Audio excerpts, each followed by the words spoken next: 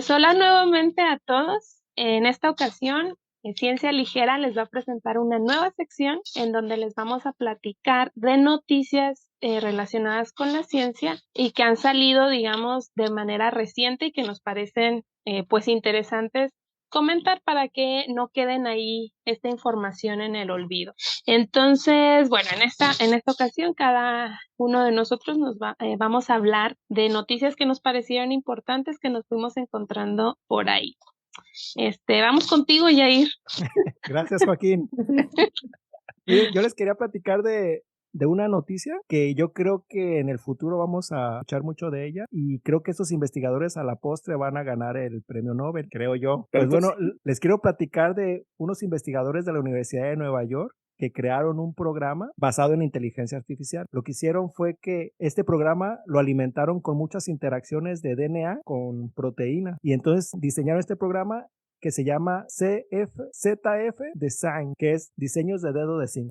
Lo interesante de este programa es que si tú quieres que una proteína se una a un lugar del DNA, lo único que tú le haces es le metes esa secuencia del DNA al programa y te diseña una proteína capaz de reconocer esa secuencia. Entonces, ¿qué es lo importante en esta parte? Que si tú quieres controlar una parte del DNA, ya sea estos lugares que son regiones donde se pegan proteínas para que se exprese un gen, tú puedes diseñar que se llaman factores de transcripción. Puedes diseñar un factor de transcripción que se una a la parte que tú quieras del DNA. Entonces puedes expresar proteínas o las puedes reprimir.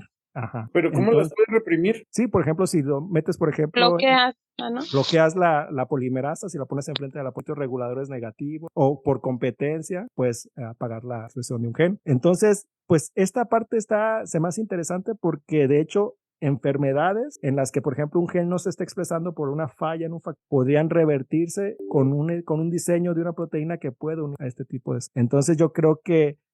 Sí, Marcela. ¿Cómo dice que se llama? Se llama ZF Design, no sé mucho el inglés, Design, pero en realidad son diseños de dedo de zinc, como se llama el programa. Porque, bueno, estos dedos de zinc son regiones en proteínas que reconocen DNA. Entonces, lo que hicieron este programa lo alimentaron con muchas de esas interacciones y ahora ya cualquier región que tú le metas del DNA te puede diseñar una proteína. Uno tiene que ir a sintetizar la proteína y todo, mandar sintetizar, pero el diseño te lo hace el programa. Entonces, así como CRISPR, que tú puedes hacer que se una casi en varias partes, tú también vas a... muy como parecido, ¿no? A CRISPR, por el hecho de que puedes aumentar o disminuir la expresión de cualquier gen o modificar, digamos. Así es, nada más que lo que hablaban ellos, que hay un inconveniente con CRISPR, que para mí no es tan inconveniente, con las secuencias que tienen que reconocer, como no me acuerdo cómo se llaman esas secuencias que están al lado, que tiene que reconocer. Y en este caso, pues el programa diseña y se puede pegar donde, esa proteína se pega donde sea, ¿no? O sea, el CRISPR usa como la guía que es ARN y esa es la guía. Ajá, pero aparte reconoce otro pedacito como de 3 nucleótidos, ¿no? Sí, el PAM. El PAM, esa, ajá. Pero tiene, bueno, no, o sea, pero digamos que es más fácil como expresar la guía en la célula, pero de todos modos necesitas la proteína de Cas9, así que... Sí, luego necesitas meter como toda esta maquinaria para producir la proteína una y la proteína otra que se ocupa. Y en este, pues nada más le metes la proteína que diseñó el programa. Que ya se diseñó. Oye, ¿qué onda con el CRISPR-Cas9 que tiene que tener los dos requerimientos del RNA guía y de la secuencia PAM y luego salen con que tiene off-target, Ándale. así de, no se une a la que quiero, se unió a otras 25. A ver, señor rimbombante, ¿qué es un off-target? Así como... No, pues es que ya estamos hablando de DNA y de cuestiones de... podcast es en español. Ya me lo han dicho muchas veces. Dice Yair que él le ve un potencial premio en el futuro. Yo quisiera preguntar, en un ejemplo, pues digamos, un poco más práctico, ¿dónde es que se podría utilizar esta herramienta en 1, 2, 3, 4 años? ¿Sobre qué beneficio? Como para darle pues todavía esa importancia a la noticia esta que nos acabas de dar. ¿Cuál podría ser un ejemplo donde se podría usar? Bueno, jugando contigo, una enfermedad genética en la que esté relacionada con la expresión que esté mal la expresión de un gen, por ejemplo. Pues o sea, es la por ejemplo, una vacuna y te inyectan la proteína esa y la proteína va y hacen va relajo. exacto. No puede sustituir la función de un factor de transcripción que esté mutado en una enfermedad y entonces hacer que Ajá, como una parte de tratamiento, ¿no? así Ok, es. yo la vería como un complemento de esa modificación de una secuencia para después reintroducir la que es adecuada, es decir, una herramienta más de terapia génica podría ser, o sea, otra herramienta más de diseño para terapia génica. Pero Ajá, a lo pero lo mejor que esta diseñas es la que, proteína. ajá, que dice Yair es más directa, ¿no? O sea, nada más tienes que diseñar una proteína, la introduces y se acabaría el error, ¿no? O sea, en la expresión o la regulación génica. Más directo, digamos. Ok. Sí, Así es Ajá. que antes de CRISPR-Cas9 tenían una cosa que se llamaban talents, que estaban basados en dedos de zinc, entonces, pero los dedos de zinc eran inespecíficos y la especificidad se basaba en unos péptidos que le tenías que pegar al dedito de zinc para que se interaccionaran con el DNA de una manera específica. Entonces, entre más péptidos le ponías en la cola, más específico era tu dedo de zinc. Pero el dedo de zinc como tal no era nada específico, ¿no? Entonces, sintetizar esa cola de péptidos era muy caro y aparte era muy difícil de expresar en las células. Y es una tecnología que promovió el Feng Shang del MIT, que fue el que les robó la patente que les ganó la patente de CRISPR-Cas9 a Doudna y a Charpentier, ¿no? Y Tenemos luego, un y la versión de episodio CRISPR, la sobre- versión de CRISPR que Feng Shang sacó, de hecho, son dos, proteínas de CRISPR con dedos de zinc. Entonces, nada más que era un dominio de Cas9 que estaba muerto, que era estos que no tiene actividad de corte. Entonces, ese era todo el rollo de darle especificidad. Y ahora lo que nos dice Yair es que ya el puro dedito de zinc ya es específico, Así es. ¿no? Así es. Entonces ahorras tiempo, dinero, esfuerzo y ya diseñas la proteína bioinformáticamente, digamos, y después introduces la que es correcta y podría tener ya el efecto esperado. Todo gracias a nuestro futuro amo, ¿Quién la, es? la La inteligencia. inteligencia artificial. Artificial. Ajá. Vemos que sí se equivoca y que es mentirosa también. Hasta aquí mi reporte, Joaquín. Muy bien, muy bien. Bueno, entonces ahora vamos con Raúl. Bueno. Ay, las noticias de hoy. Las noticias de hoy. Te escuchamos, Raúl. Yo no voy a ser tan acá. Yo les voy a platicar de una noticia más leve, que es de un nuevo estudio que fue publicado por investigadores de la Universidad de Glasgow en Escocia, de donde es el whisky, donde estos investigadores se encargaron de entrenar y analizar a muchos periquitos, y los entrenaron para una cosa, los entrenaron para que pudieran hacer llamadas por Zoom. Órale. Sí, los entrenaron, primero les dieron un entrenamiento que tocaran una campanita y que lo relacionaran con estar en una llamada por Zoom con otro periquito, ¿no? Les dan su link, su contraseña. No, siempre tenía que estar ahí el cuidador con la tablet, ¿no?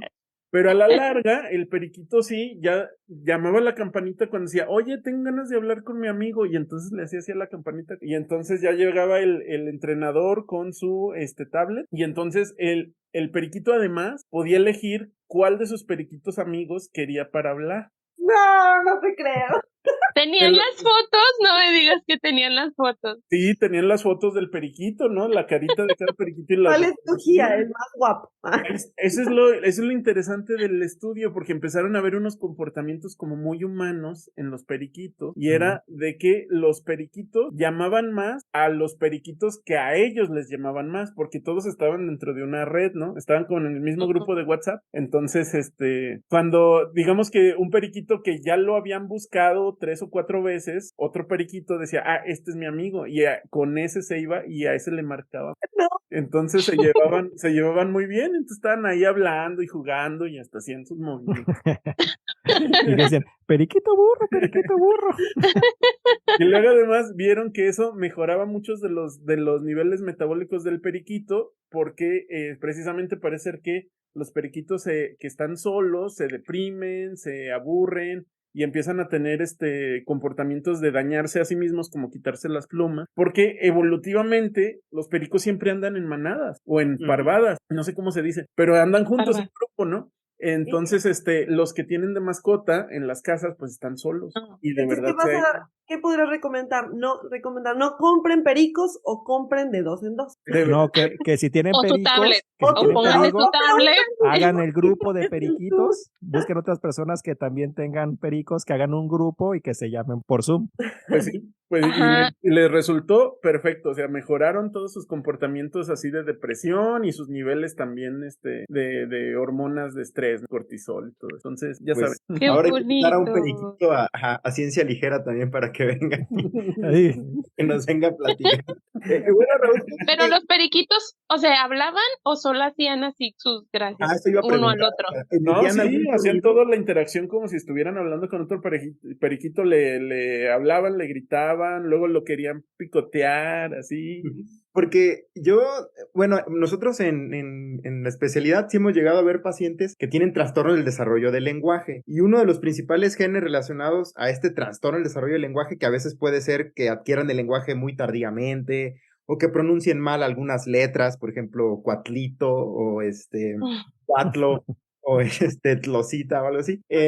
Estos pacientes pueden llegar a tener una variante en la secuencia de un gen que se llama FOXP2, que también resulta ser un factor de la transcripción muy importante. FOXP2 viene de ese nombre de cabeza de tenedor, me parece.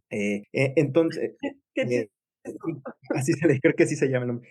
Pero en algunos pajaritos que son birds, en algunos pajaritos cantantes o cantores, no sé cómo decirles, han encontrado que ese gen tiene una función muy importante. Entonces se ha ido conservando en las especies de diferentes mamíferos y estaría interesante ver para estos periquitos que hablan o que interaccionan en el lenguaje de alguna forma que nos comenta Raúl, pues a ver cuáles son sus variantes génicas en ese gen FOXP2 y en la familia de esos genes relacionados, ¿no? Estaría interesante cómo en humanos ya ha demostrado que causan trastornos de lenguaje, también en los pajaritos que cantan, que lo tienen, digamos, más expresado, y qué pasaría con esos periquitos con entrenamiento, digamos, que a través de un enriquecimiento de entrenamiento ambiental pueden mejorar. También en algunos trabajos han relacionado este gen como posible responsable de que los humanos hayan adquirido el habla. El desarrollo del lenguaje de manera evolutiva, ¿verdad? Exacto, exacto. Entonces, Por ahí, sí es un por gen ahí importante. lo mencionaste tú, Jair, ¿no? Que el gen el FOXP2 del neandertal sí está diferente, es un cambio Al de del, un aminoácido. ajá, Ok, sí, ok. así es. Miren que hay que retomarlo entonces. Sí. ¿Es todo, Raúl? ¿Ese es tu ¿Ya vas a reporte? tener tu periquito? Sí, hasta aquí mi reporte. Tengan la bondad de ser felices. Muy bien, entonces ahora, Alan, Ok. ¿qué, qué nos, qué nos tienes que platicar? Yo también tengo una noticia, muchas gracias, aquí recibiendo.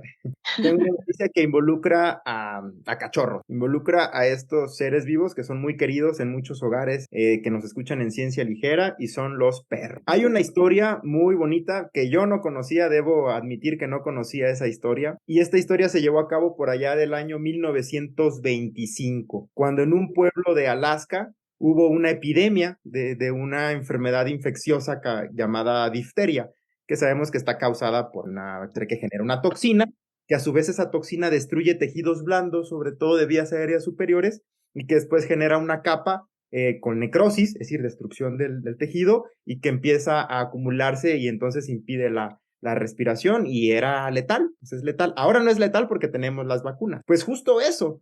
La historia cuenta que en ese pueblo se llamaba, me parece, aquí tengo mis apuntes, Nome, en Alaska, el único médico que vivía en esa población había empezado a detectar casos relacionados a difteria. Y un niño de 3 años había fallecido con toda la sintomatología de esa patología, de esa infección. Al día siguiente, una niña de 7 años también empezó a fallecer. Se acumularon los casos y se necesitaba de la antitoxina para poder curar a estos niños y a estas personas que estaban cayendo enfermas. Entonces, era pleno enero de 1925 y el invierno en Alaska, pues sabemos que es crudo y no permitía navegar por barco y llevar el medicamento. Entonces se diseñó un ejército de perritos de trineo de allá de Alaska para poder transportar el medicamento, la antitoxina. Por ahí uno de sus creadores, que era un hombre noruego, se llamaba Santa Claus. Leonard Shepard, él fue el criador de esos perritos y tenía todo un equipo, eran más o menos 11 perros. Digamos que el importante en cuanto a fama se llamaba Balto, pero el que lideró el mayor trayecto de distancia recorrida se llamaba Togo. Él recorrió, aquí tengo mis apuntes, fíjense, Togo recorrió alrededor de 255 millas y le pedí a Siri que me lo 261 millas, Togo. Y entonces, esos son 420 kilómetros. Espero que Siri no me esté jugando una mala pasada porque no hice el cálculo. Y Balto recorrió las últimas 53 millas u 85 kilómetros. Y Balto fue el que llegó entonces al pueblo, ya habiendo pasado tormentas de nieve y todo un ambiente muy, muy duro en el invierno de Alaska. Y entonces a Balto y al resto del trineo, que iba pues conducido por digamos, un piloto de trineo, no sé cómo se dice, llamado Gunnar Kassen, lo vieron llegar y entonces, como él estaba liderando al trineo, pensaron que él había sido el principal líder. Y después, ya saben, vino Disney, generó una historia, es una película que hay que verla también, un perrito que la diseñó Disney, y pues bueno, otra vez injusticias, ¿no? Porque dicen que el líder y el que atravesó el pedazo más difícil, pues fue Togo en lugar de Balto. Bueno, dada esta historia, la noticia del día de hoy que quería transmitirles... A ver, espérate, poquito. Nomás me gustó, está bonita. O sea, la nueva película sí le hace honor a Togo. De hecho, la película se llama Togo, pero antes hubo una película que se llamaba Balto, ¿no? Así es. No era, la película de Balto es de caricaturas, así es, y es de Disney. Hay una nueva película que tampoco he visto, debo admitirlo, que habla sobre Togo. Es decir, ya ahora sí dándole su papel importante que tuvo, ¿sí? Oigan, y el que venía manejando el trineo así de... Sí. Bueno, también ahí le hacen justicia también al Bueno, déjenme entonces complementar un poquito más de esta historia. A ver, pues. Balto, aquí tengo los apuntes, nació en el 1919 y murió en el 1933, vivió 14 años, pero de Balto sí se conservó su cuerpo en Cleveland y está expuesto en el Museo de Historia Natural de Cleveland. De ese cuerpo se extrajo DNA, que ahorita les voy a platicar de esa noticia. De Togo no se pudo obtener esa posibilidad porque dice la historia que Togo enfermó de vías respiratorias y su criador, Shepard, perdió un poco el interés y lo dio en adopción. Togo murió a los 16 años y al final sí se quedaron con la piel. La piel está expuesta en un museo, creo que en Alaska también, la piel. Y los huesitos pues sí, Togo están en Yale. Después de 400 y tantos kilómetros de ir ahí al frente, pues sí se enfermó. Se enfermó. Sí. Le dio un resfriado. A Togo respirando puro aire frío. A Togo lo durmieron, como ahora se hace con cierta eutanasia, lo durmieron y entonces, pues bueno, ya no se tuvo más oportunidad. Ahorita retomo lo de la noticia. Ahora entonces tenemos estos actores principales, Balto y Togo. Pues bueno, un equipo de investigación de Santa Cruz, de la Universidad de Santa Cruz en California, retomó esta historia porque había la posibilidad de extraer DNA de Balto, del cuerpo expuesto ahí en Cleveland. Además, creo que tiene una estatua en Nueva York, ahí está en Central Park, ahí la estatua de Balto. Bueno, sí se pudo extraer DNA en un consorcio o en un nuevo proyecto que se llama Zoonomia.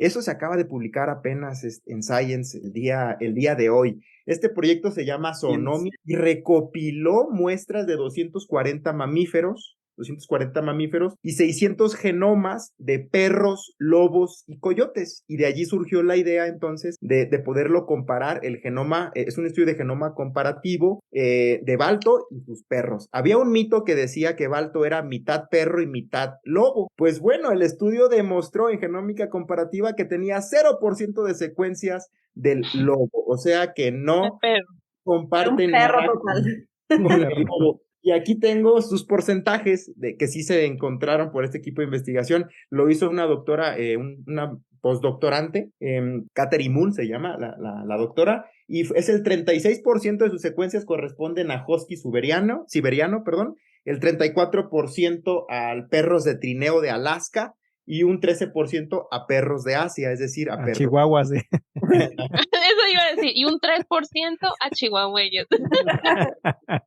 Los hallazgos principales, ya para no hacer tan larga mi noticia, los hallazgos principales de este equipo de investigación es que Balto, posiblemente Togo también, pero no hubo esa posibilidad de analizarlo a él. En el genoma de Balto se identificaron menos variantes en estado homocigoto deletéreas. Esto quiere decir que había menos cruzas de perritos de la misma raza. Entonces, él tenía más variabilidad genética y sus variantes homocigotas eran más silvestres, es decir, relacionadas a lo silvestre, a lo normal, a lo wild type, que lo relacionado al cruce de mismas razas que a la postre fue realizada por los humanos y que fueron dando o desencadenando las posteriores razas que ahora conocemos y que muchas de ellas pues tienen enfermedades. Problemas, ¿no? Claro. Igual que el problema, por ejemplo, con muchas razas que fueron creadas por cruzas que están llenas de enfermedades. Como los pugs, por favor, Los pugs. ya no tengan pugs. O sea, Ay, no Además pueden están feos, la identificar. neta. Que se le llama en inglés esto del inbreed, es decir, que incluso se reproducían entre hermanitos o familiares,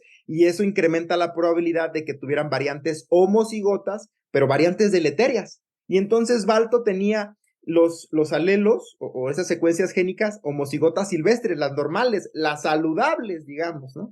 Entonces también hicieron un estimado de su fenotipo y era un perro un poquito más bajo, pero muy musculoso. Encontraron que comparado con genomas de perros actuales tenía una doble capa de pelaje y más grueso, que quizá pudo haber ayudado también a aislarlo un poco del frío. Y en estas vías de enriquecimiento que se llaman gene ontology, se encontró que tenían un incremento en el desarrollo de músculo.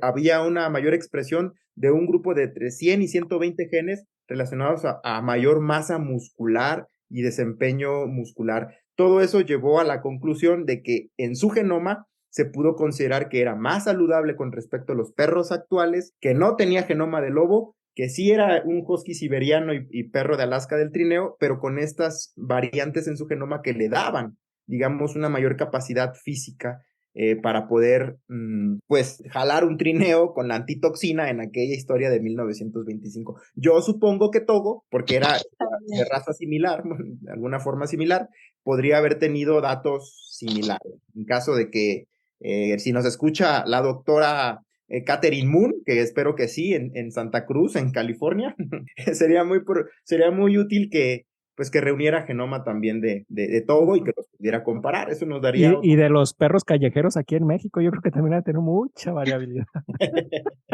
Bueno, por eso dice que los llamados Aguantan más. o corrientes de alguna forma, pues también tienen menos susceptibilidad. Aguantan más, la neta. Y hasta aquí mi reporte y recuerde, no se duerma.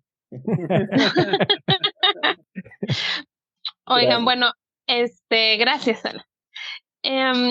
Ahora les voy a contar yo, siguiendo un poquito nada más, con ahí que decía que estaban los cuerpos y tenían, como expuestos los cuerpos. Bueno, ahora les voy a platicar yo de una noticia que también salió como a inicios del mes de abril, de que están relacionando a las momias como un posible objeto o un objeto de exposición, un foco de infección de hongos, ¿no? Sale más o menos esta noticia con el boom de esta serie que ya platicamos de ella, ya vayan a ver el episodio de Last of Us. Bueno, ¿qué es lo importante? A ver, sabemos nosotros que en la cultura mexicana las momias pues están desde hace muchos años, principalmente en Guanajuato, ¿verdad? Que ahí ¿Quién no ha ido a ver museo. momias a Guanajuato? ¿Quién no ha ido? Y pelean contra el santo. Ándale. También. De ahí nació la cultura de momias, ¿no? Entonces, bueno, pero que estas momias fueron no intencionalmente momificadas, vamos, sino por las condiciones ambientales que se tenían en ese sitio, bueno, pues se momificaron, ¿no? Sin embargo, algunas de estas momias han ido de tour ahí, han hecho su gira artística por varios países y incluso aquí en México, en varias ciudades.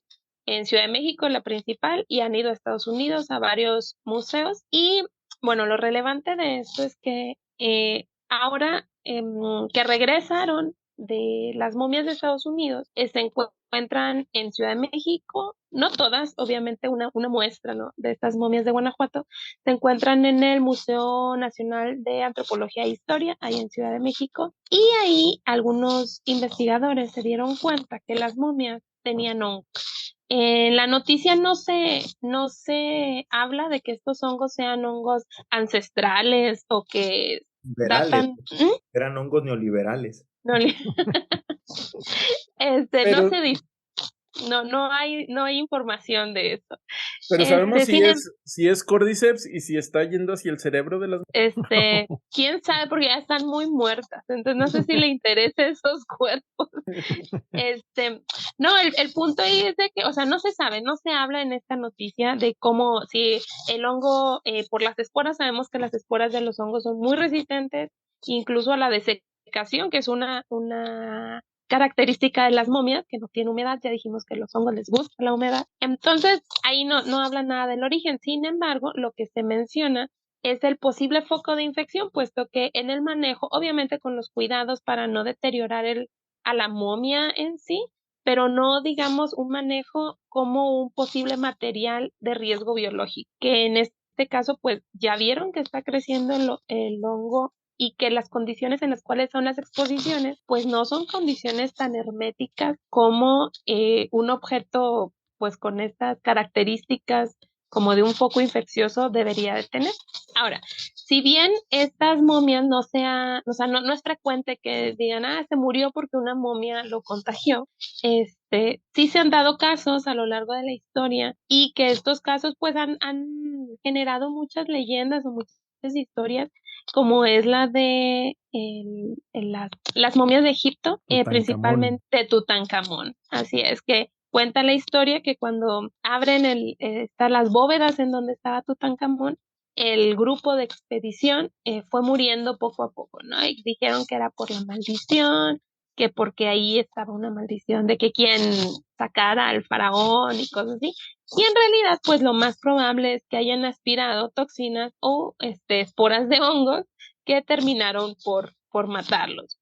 De hecho, digamos, a más recientes épocas, en 1970, hay el dato de unos científicos que abrieron la tumba del rey Casimir IV.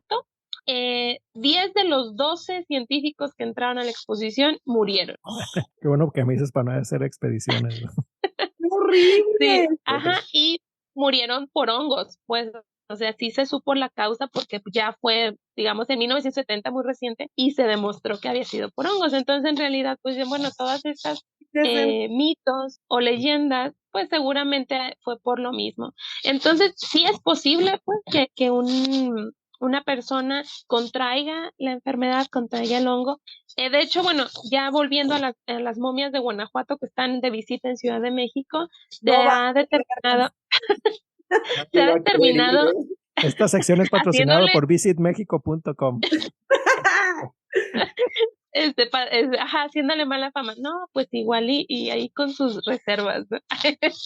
No, pues con su cubrebocas, váyanse por favor. Cubrebocas, ajá. Se identificó al hongo y es Aspergillus. O sea, un hongo muy común que está en todos lados. Todo el tiempo. Exacto, pero recordemos que a pesar de que Aspergillus no es un hongo patógeno o de toda la población, pues sí es un patógeno oportunista. Y personas que su sistema inmunológico no esté funcionando de manera adecuada o que tengan alguna inmunosupresión por alguna otra patología, pues ahí es donde.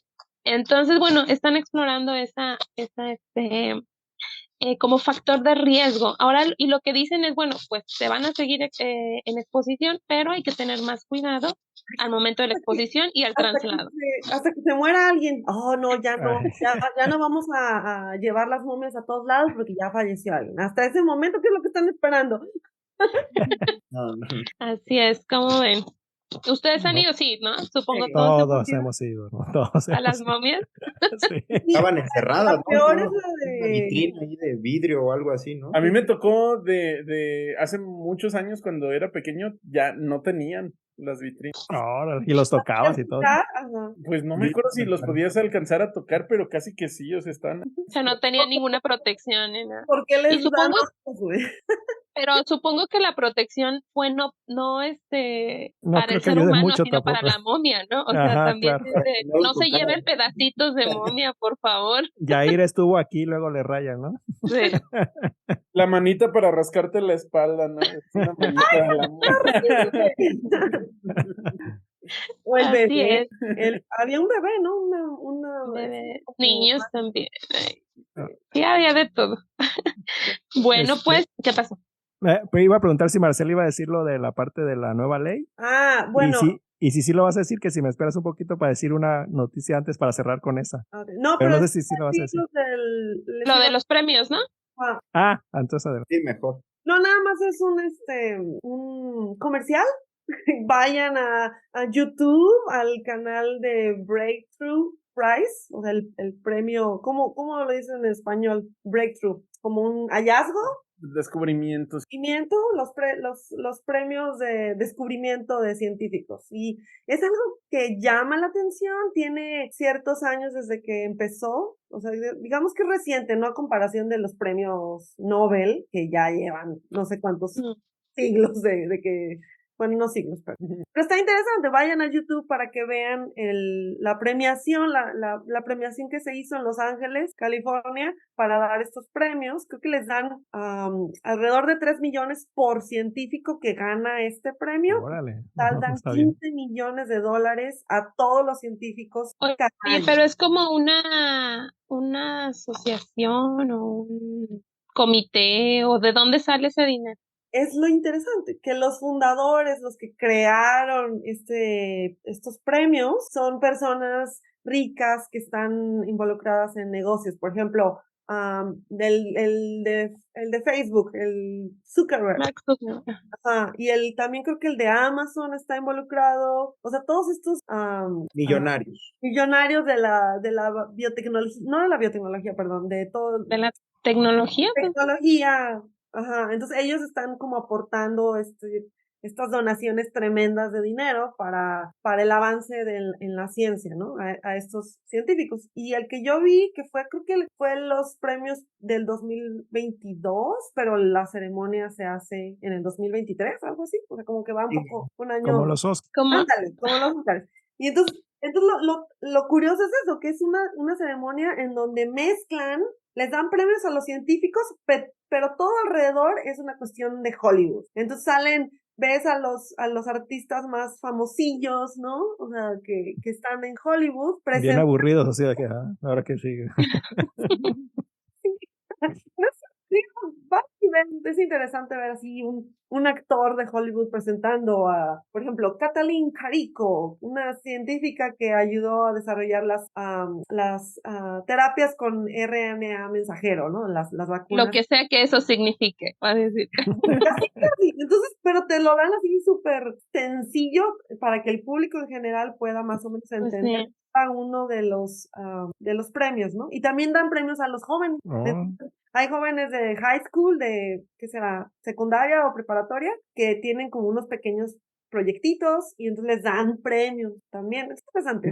Fíjate que lo estaba pensando como que a lo mejor esta parte de la parafernalia de Hollywood le Ujú. quitaba un poco de seriedad a los hallazgos científicos, pero pensándolo bien, Pues también es Pues una atrae forma, gente, es una ¿no? forma de promover la ciencia, ¿no? De Ujú. divulgar Sí, la Atrae ciencia. más gente. no, y aparte Claro. les da como su lugar a los científicos, o sea, como decir, esto es importante, nosotros apoyamos la ciencia, les damos dinero a la ciencia, no como en otros lugares, que en vez de apoyar la ciencia, Les cambian quitan las dinero. leyes.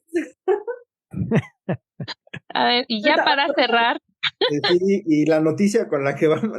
Sí. y con la noticia con la que No, vamos a pero cerrar. ahí Antes de tiene- cerrar, Ajá. quería hablar de una última noticia. Quería preguntarles, por ejemplo, ustedes cuando viajan en avión o hacen viajes de largos que tienen que estar sentados, ¿qué les recomiendan los doctores? Y hay que parar Pararse a caminar. y Pararse a estirar. caminar. ¿Por qué? A ver, Yo doctor. iba a ¿por qué? decir, no, pues sedarse, ¿no? Meterse así unas cuantas píldoras para desmayarte. Dormir todo el viaje. Yo diría que parte de las recomendaciones son utilizar estas medias de compresión para facilitar el retorno venoso, que no haya estasis venosa, le decimos. Es decir, que se favorezca la circulación de las extremidades inferiores, que haya circulación tanto de pues, la sangre venosa y la linfa. Entonces, que no haya predisposición a la formación de coágulos. De Cuauhtémoc.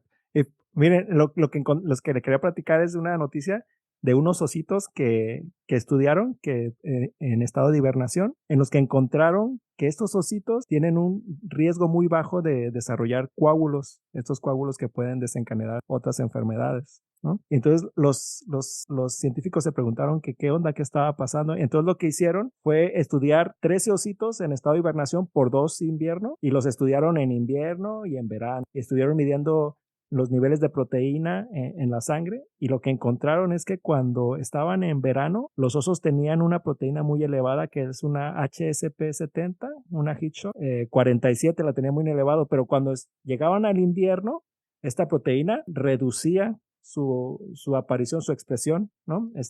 Prácticamente no tenía. Entonces, ya revisando la literatura, ellos encontraron un trabajo de que unos ratoncitos que les hicieron una mutación a esta proteína, lo que encontraron es que estos ratoncitos no coagulaban bien, ¿no? Al parecer esta proteína se une a la superficie de las plaquetas, y esto hace que atraiga a las células blancas, nitrófilos, y forman una red, y esta red captura como proteínas, patógenos, células, y eso va generando un coágulo. Entonces lo que encontraron estos ratoncitos que no tenían esta proteína es que no formaban esos coágulos. Entonces estos investigadores pudieron relacionar que la falta de esta proteína hace que no se formen coágulos en ellos. Y otra cosa también que encontraron es que personas que están inmovilizadas porque tienen un daño, por ejemplo, en la espina dorsal, al igual que los osos, tampoco generan tantos coágulos a pesar de que están pues postrados, ¿no? Y entonces se preguntaron si estar inmóvil hacía que esta proteína, los valores de esta proteína cayera. Entonces agarraron unos estudiantes.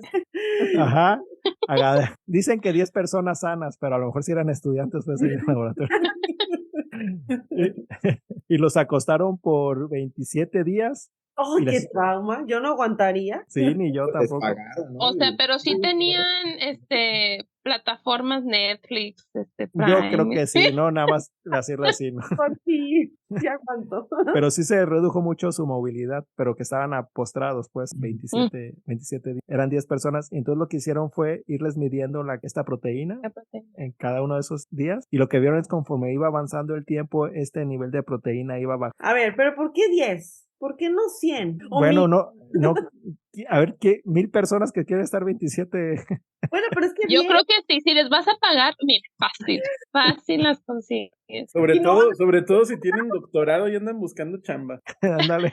No, yo digo porque 10 es una N muy pequeña. A lo mejor es una prueba piloto, pues, y luego ya lo van a escalar. Y luego, más 13 ositos, ya son 23. Oye, yo también tengo otra duda. Y ahí vamos juntando. Y oye, Yair, ¿y esos ositos? ¿Son ositos porque están chiquitos de estatura? No, osos normales. Osos negros, ¿no? Ah, ya. Okay. Ajá. ¿Y qué más? Bueno, yo tengo también una pregunta. ¿Cómo aceptaron participar en el estudio los osos? Bueno, les pusieron GPS y cuando les ponían tranquilizantes cuando los iban a... Pero bueno, esto... La implicación que tiene este hallazgo es varias enfermedades que generan coágulos podrían ser tratadas con un tipo de proteína como esta, ¿no? O sea, hacer que se compita contra esta proteína o bajar de alguna forma esta proteína o un medicamento. Pues con los dedos de zinc de la proteína que vas a sintetizar y ya reprimes la expresión. Todo se conecta. Entonces,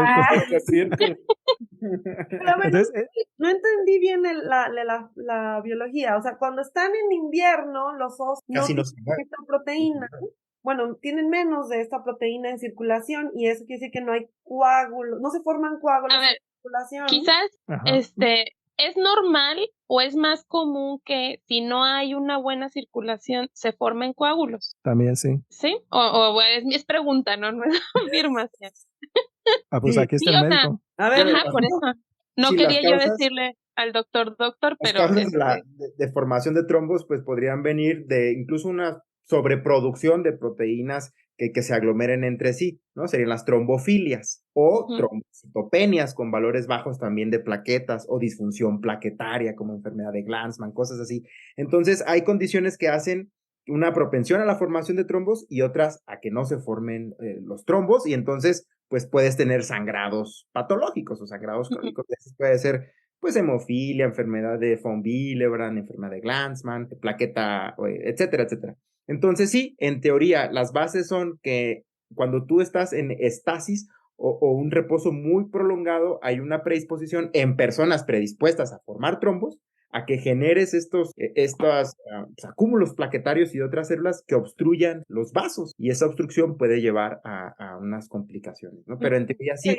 Por eso todos los pacientes que los van a operar o que están postrados, les ponen vendas o vendajes de compresión también para tratar de disminuir ese riesgo de trombosis, o quienes están parados mucho tiempo, les indican utilizar medias de compresión para mejorar también el retorno venoso y la movilidad, que no quede quieta la sangre, que favorezca que se peguen entre ellas formando. Entonces, uno pensaría que en osos que hibernan, que casi no se mueven con esa masa y circulación, posiblemente estarían predispuestos a formar trombos. Entonces, pero no, pues, porque lo contrario, así es. Sí, porque al parecer uno de los primeros pasos para formar estos coágulos es que la proteína HCP47 se una a las plaquetas y eso atrae a los glóbulos demás blancos, ajá, y eso hace una red que atrapa a todos los demás. Entonces los ositos no tienen cuando están hibernando, no tienen la proteína. Y las personas que... evolutiva de que como siempre, es una especie que particularmente se sabe, se conoce que invernan, entonces evolucionaron para que tengan menor riesgo de coágulos. Así es. Pero bueno, lo que se sabe también, por ejemplo, que estas personas que duraron 27 días acostados, es que ese nivel de proteína también bajó. Entonces debe de haber algo en la movilidad que hace que exprese, que sea una señal para expresar la 47. No estás por cierto tiempo, mucho tiempo ya. Bueno, mucho tiempo no son 12 horas, sino ya días. Entonces la proteína entonces empieza a bajar. Pero lo interesante... Y ahí lo dice para que tus alumnos no se quejen que los tenga ahí sentados escribiendo.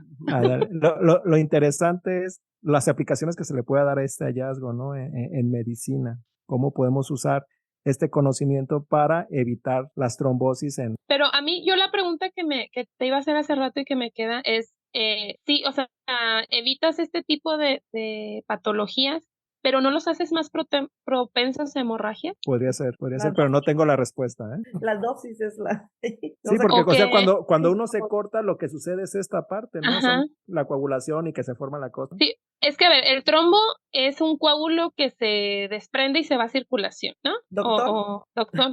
Bueno, sí. ¡Ya se está durmiendo! No. O sea, se forma el coágulo, hay etapas de la formación del coágulo, ¿no? Ajá. El trombo como tal, pues bueno, es una parte de la cicatrización de las heridas, pero un trombo es dañino, digamos, cuando viaja a través de la circulación y obstruye las vías o los vasos sanguíneos, y entonces eso ya es una tromboembolismo, de alguna forma, y genera una condición ya grave. Bueno, y ya para cerrar, Marianita. Bueno, antes que nada, déjenme decirles, esta noticia fue traída a ustedes por Charmin. Y por Coca-Cola. Por los ositos de Coca-Cola. Y por Spring Air. Mira qué razón tenía el de la marca de los colchones, te invita a quedarte inmóvil por 27 días para disminuir tu riesgo de trombosis. Bueno, y ahora vamos a cerrar con una noticia bien reciente, ayer y hoy yo creo que han salido estas notas y que es nacional, una noticia nacional. Y a ver, Yair, ¿quién quiere comenzar con esta nota de la ciencia en México? Pues a ver, No, yo nomás quería decir que le aumentaron una letra al Instituto CONACYT. Esa es la noticia, ¿no? Así es. Una letra más. Sí, que la Cámara de Diputados aprobó la nueva ley de ciencias y humanidades. Pero dice, le agregaron una H, Marcela, y dijo Marcela, la H es muda, entonces... Sí, entonces no va a hacer nada. No hay cambios, dijo. Sí, no, y bueno, esto va a traer varias implicaciones, como el hecho de que el nombre cambia de la institución, ya no es Consejo Nacional de Ciencia y Tecnología, ahora será Consejo Nacional de Humanidades, Ciencia y Tecnología. Entonces va a ser como CONAHCYT y bueno, que te esperas un ratito, es así de CONA. Sí. Lo dices en inglés, CONA. Otro de los cambios es que ahora que ya se venía haciendo, pero ahora ya cualquier persona que curse un posgrado en una institución pública, tiene que ser pública, va a recibir un apoyo, una beca con así para hacer maestría o doctorado. Y bueno, una de las cosas que dice la ley es que de las primeras cosas que va a tomar el presupuesto, lo más importante va a ser lo de las becas. Y luego las becas, otras cosas, y luego los estímulos por el Sistema Nacional de Investigadores. Pero les digo, no he leído muy bien la ley y no quisiera como adentrarme tanto, criticarla o no criticarla, porque Bueno, no he leído. pero sí podemos decir que al menos que en esta, que va a haber otros grupos o otras secretarías que van a tener voz y voto en el Consejo Nacional de Humanidades, Ciencias y Tecnología, como es la Marina y la Defensa Y el Nacional. ejército. Sí, El que ejército. uno no Igual como que no tiene entendería por qué estarían involucradas en ciencia, al sentido. menos que quieran que hagamos armas biológicas o generemos una bomba atómica Yo lo que o mi leí, ignorancia no me permite ver por qué ellos más están allá, Armas por qué ellos basadas están en ahí. Chile, Chiltepín. van a En liberar Chile calientes. capsaicina. Ándale. No, pero Yo habla no, como, yo lo que leí así, o sea, también igual, comentarios que hacen, en realidad nada oficial, era, o sea, la justificación de que estos dos personajes nuevos entraran a estas juntas de consejo, es que porque también tienen proyectos o una cosa así, que la verdad yo desconozco totalmente si esto es cierto. O sea que están involucrados en generar ciencia, pero no lo sé. por ejemplo, hay una noticia de Aristegui Noticias. ¿Tú crees que esa sea una buena fuente de noticias? Bueno, ellos dicen, Depende a quién le pregunte. sí, dicen que ahora en esta nueva, en el CONACYT, las voces, textualmente, las voces académicas y científicas no tendrán voto en las decisiones del organismo público, además de que solo serán escuchadas mediante invitación de la propia Junta de Gobierno. Bueno, pero en teoría nos representa el director de CONACYT. Muy bien, pues bueno, hasta aquí Ciencia Ligera News. Bueno, pues son como noticias interesantes, curiosas o datos curiosos que han salido muy recientemente y que, bueno, por alguna otra razón no se nos van quedando ahí, los vamos a estar comentando. Pues sería todo por el episodio del día de hoy. Acuérdense de seguirnos en todas nuestras redes sociales, en YouTube, Spotify y ¿qué otras plataformas de podcast, Jay? Pues casi en Recuérdanos, todas casi en todas menos en las de Deberíamos de iPhone. meter, ¿Cuál es la de Apple? En Apple, no sé cómo se llame. El de Apple ahí no estamos, en Apple no estamos. Ana, pues no, en todas las demás ahí nos En buscan. todas las demás ahí no. Facebook, Twitter, Instagram, TikTok, también como También. ciencia-ligera o @ciencia ligera. Y si, por ejemplo, ustedes encuentran una nota en internet de una noticia que quisieran que platicáramos, pues ahí nos lo comentan, lo platicamos para el siguiente episodio, que tenga que ver con Ciencia Ligera News. Ahí nos los ponen Ciencia Ligera News y nos ponen el link Ándale. de la nota que les gustaría que comentáramos. Muy bien, bueno, pues hasta la próxima. Un gusto, como siempre. Hasta luego. Bye. Adiós.